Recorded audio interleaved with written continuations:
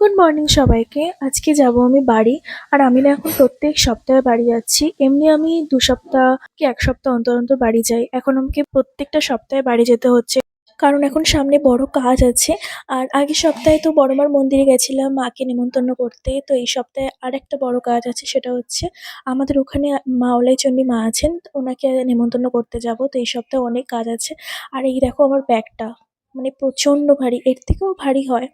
তো দেখেই বুঝতে পারছো, মানে ব্যাগের মধ্যে যাবতীয় যা, যা নিতে হবে মানে একদম এরকম পোটলা করে আমি নিয়ে যাচ্ছি।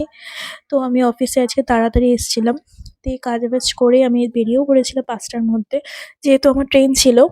আর আমাকে দেখে প্লিজ কেউ জাজ করো না। কারণ তোমরা সবাই জানো প্রচন্ড ঠান্ডা পড়েছে, ভীষণ ঠান্ডা পড়েছে। আর আমার না সকালবেলা উঠতে এত কষ্ট হয়। ওর জন্য আমি যত কষ্টই হোক অফিস করে বিকেলের দিকেই বাড়ি যাই। তো ফেরার সময় স্টেশন থেকে একটু কফি নিয়েছিলাম, টুকটাক খাবার খেয়েছিলাম। আসার সময় কোনো ভিডিও করা হয়নি। একবারে বাড়ি এসেই ভিডিওটা শেষ করলাম।